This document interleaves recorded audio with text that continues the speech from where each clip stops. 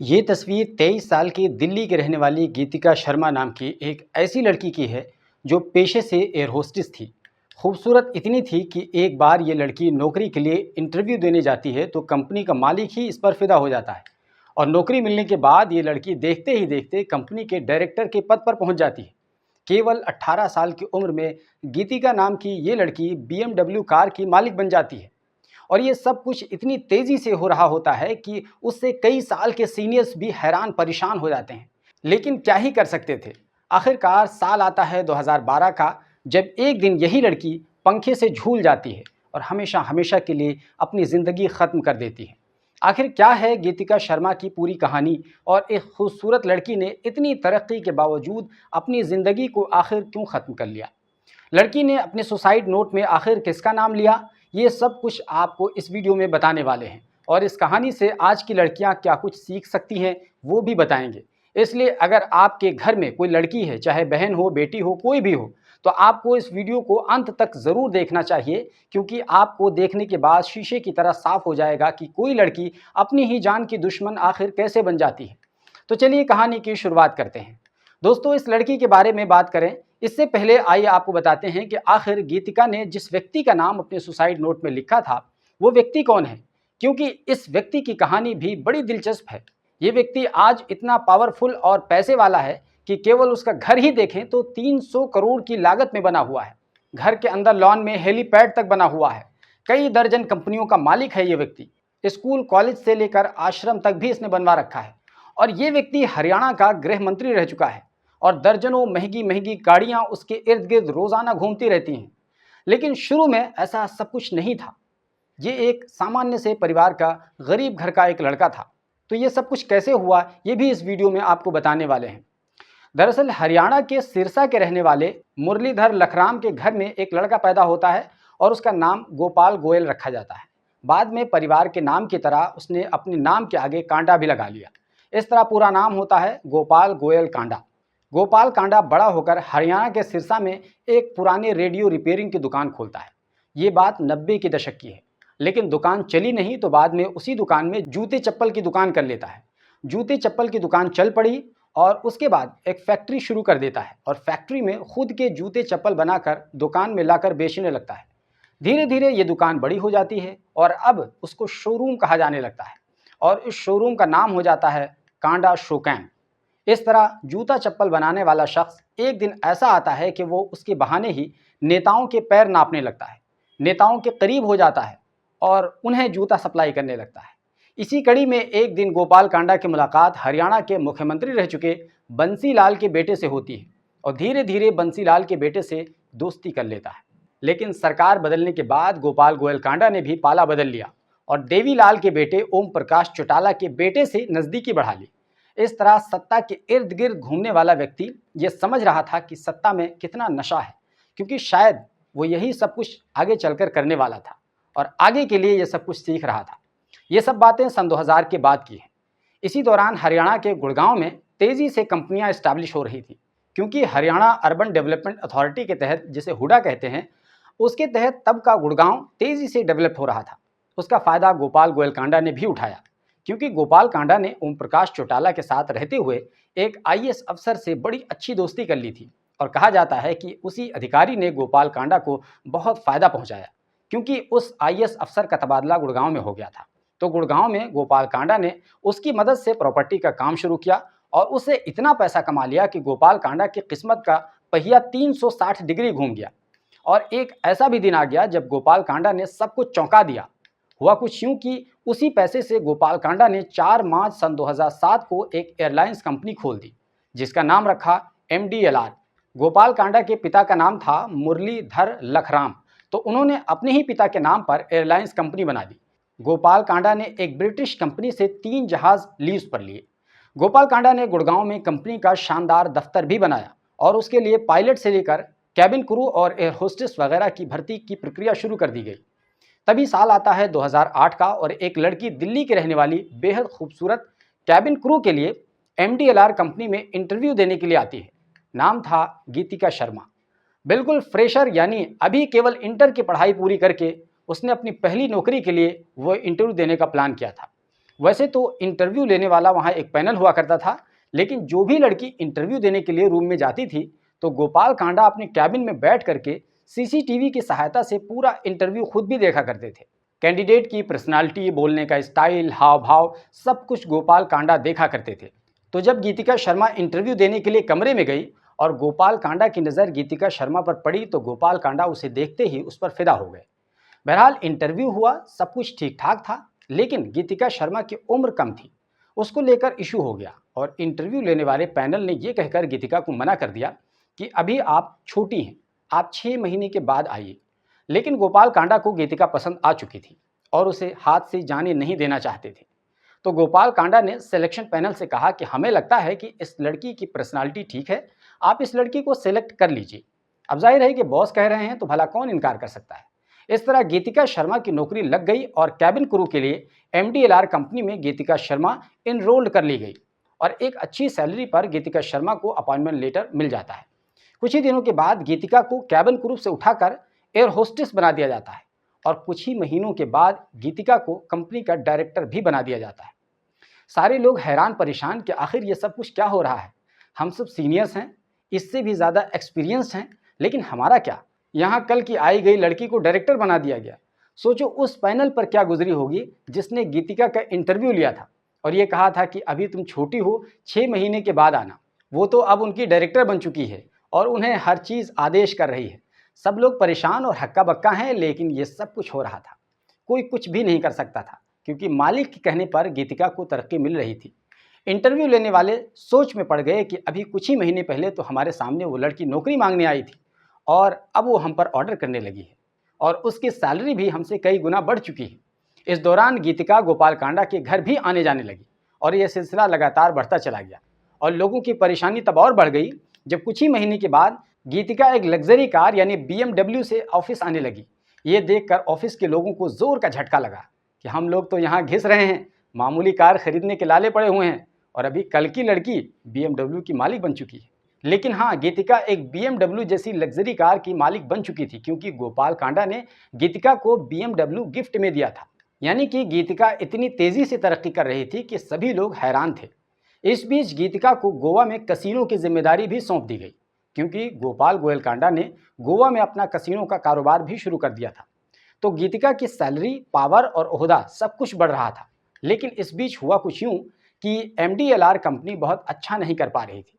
वैसे तो 3 जहाज़ थे, लेकिन उनमें से एक ही जहाज़ उड़ रहा था और बाकी 2 जहाज़ वो ज़मीन पर थे। इस तरह कंपनी की हालत ख़राब थी। इस दौरान गीतिका को एहसास हो चला कि शायद ये एयरलाइंस कंपनी ज़्यादा दिन तक नहीं चल पाएगी, तो उसने कंपनी छोड़ने के बारे में सोचना शुरू कर दिया। लेकिन जब गोपाल कांडा को पता चला तो गोपाल कांडा ने 100% सैलरी इंक्रीमेंट करके गीतिका को रोक लिया। गीतिका रुक गई और सब कुछ चलता रहा। फिर 1 साल बाद वो बोर हो गई, जबकि गोपाल कांडा उसके लिए सब कुछ कर रहे थे।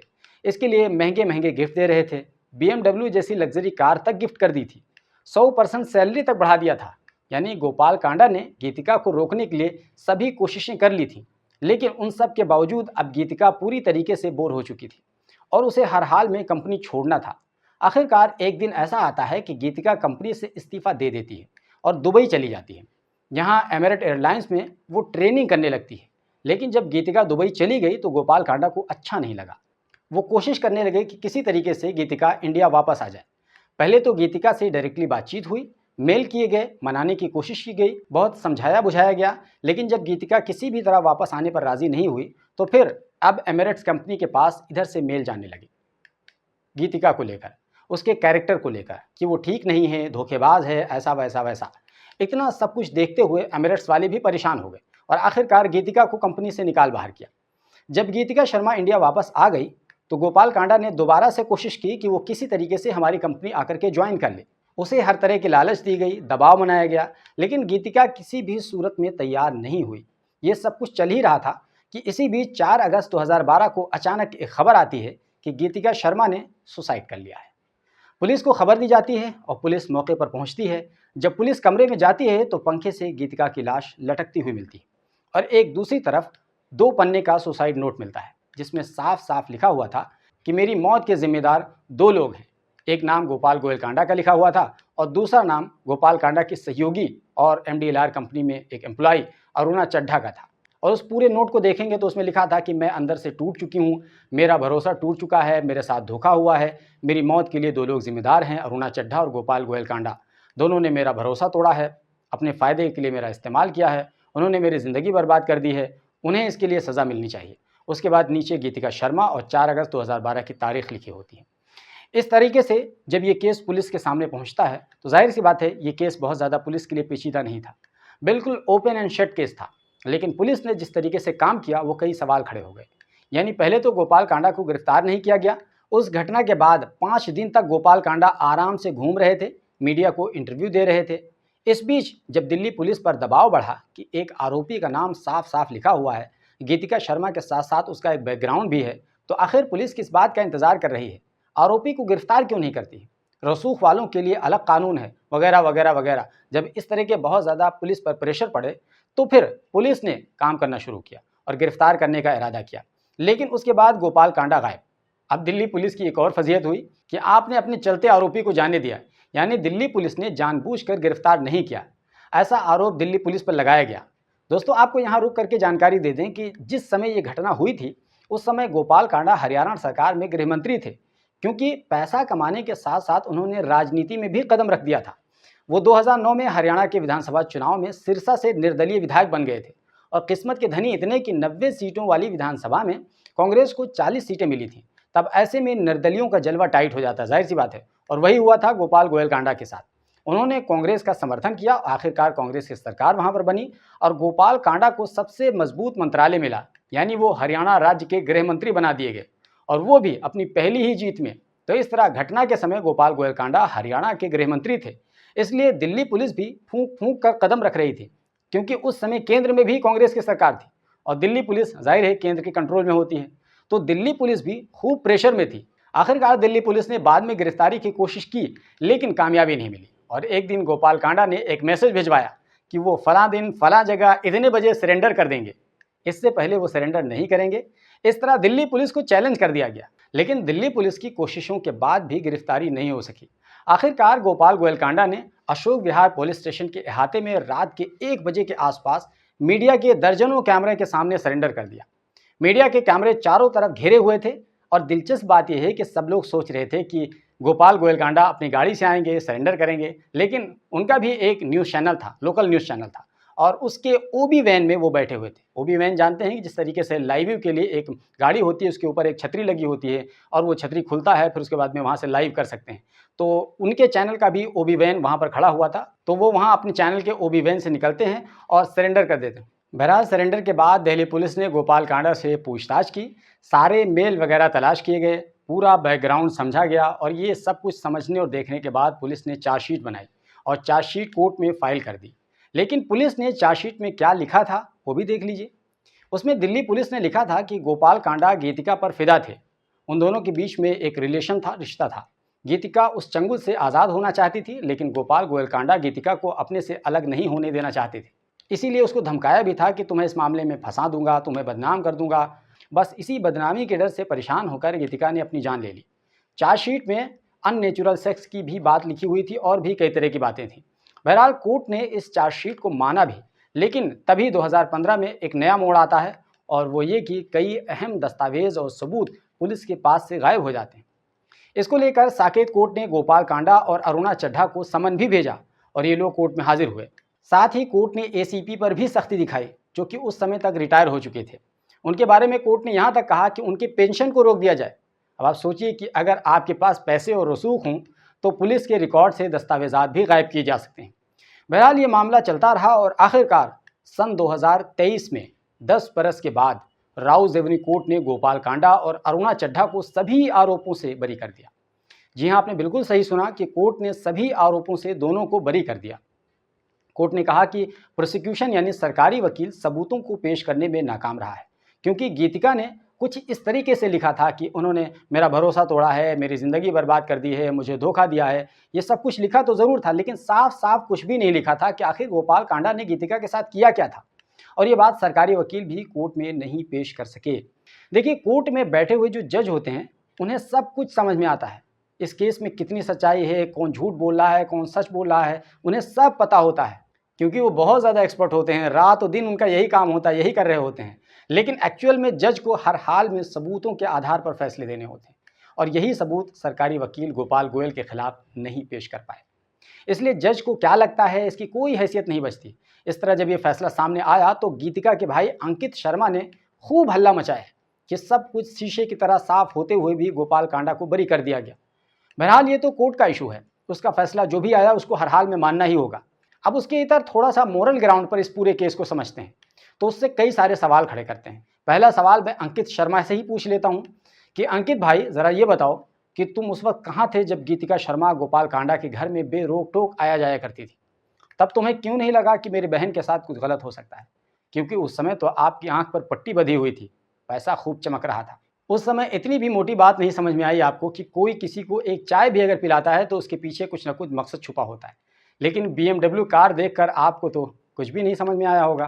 तब तो खूब मौज लेकर लग्जरी कार में घूमे होंगे, तब तो कोई बुराई नहीं नज़र आ रही थी। लेकिन अब गोपाल कांडा के अंदर बुराई ही बुराई नज़र आ रही है। खैर, ये तो अंकित शर्मा से सवाल था।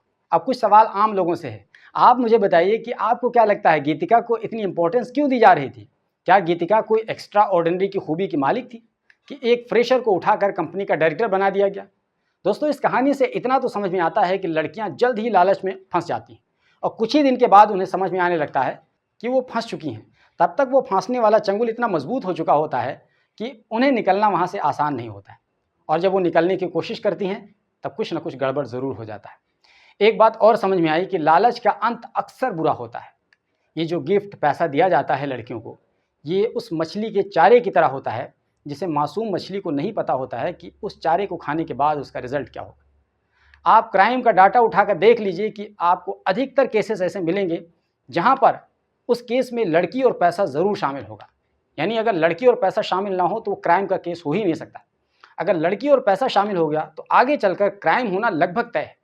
इसलिए आज की लड़कियों को इससे ये ज़रूर सीखना होगा कि अगर कोई आपके जिस्म की बुनियाद पर आपको अहमियत दे रहा है तो उससे आपको बहुत ज़्यादा सतर्क होने की ज़रूरत है। ये न केवल आपका खुला अपमान है, बल्कि आपके साथ अनहोनी होने का एक पहला जीना भी है। अगर आपकी योग्यता की वजह से कोई आपको अहमियत दे रहा है तो ये बात बिल्कुल दुरुस्त है, सही है, इसको समझने की ज़रूरत है। और जहाँ तक लड़कियों की बात है तो एक भाई होने के नाते, एक पिता होने के नाते आपको अपनी आँख, नाक, कान सब खोल के रखना पड़ेगा इस समाज में।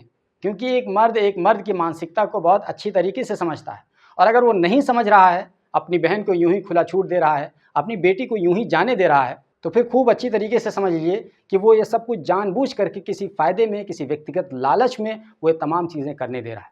क्योंकि अगर तनिक भी किसी के अंदर समझदारी होगी तो वो कभी नहीं चाहेगा कि मेरी बहन किसी ऐसी अनहोनी हादसे का शिकार हो, मेरी बेटी किसी अनहोनी हादसे का शिकार हो। इसलिए आपको सतर्क रहना होगा कि आपकी बेटी क्या कर रही है, आपकी बहन क्या कर रही है। आपके आँख, नाक, कान जब खुले रहेंगे तब आपको पता रहेगा कि हमें इस केस में क्या करना है, हमें कहाँ ब्रेक लगाना है और कहाँ जाने देना है। दोस्तों, आमतौर पर हम इस तरह की कहानियाँ इसलिए लेकर के आते हैं ताकि इन कहानियों के बहाने से कुछ न कुछ सीखा जाए, समझा जाए और ज़िंदगी को बेहतर बनाने की कोशिश की जाए। वैसे आप बताएं कि आपने इस कहानी से क्या सीखा है और आपके जीवन में ये कहानी कितनी मददगार साबित हो सकती है। प्लीज़ हमें कमेंट बॉक्स में ज़रूर लिखिएगा, और ये भी बताइएगा कि क्या हमें हर हफ्ते एक कहानी इस तरीके से अपलोड करना चाहिए। जो भी आपकी राय हो इस पर ज़रूर लिखिए, और अगर वीडियो पसंद आया है तो लाइक कर दीजिए, नहीं पसंद आया है तो आप डिसलाइक भी कर सकते हैं। अगर ये वीडियो यूट्यूब पर देख रहे हैं तो चैनल को सब्सक्राइब कर लीजिए, और अगर यही वीडियो फेसबुक पर देख रहे हैं तो हमारे पेज को फॉलो कर लीजिए, क्योंकि आगे आपको इस तरह की वीडियोज़ ज़रूर मिलेंगी।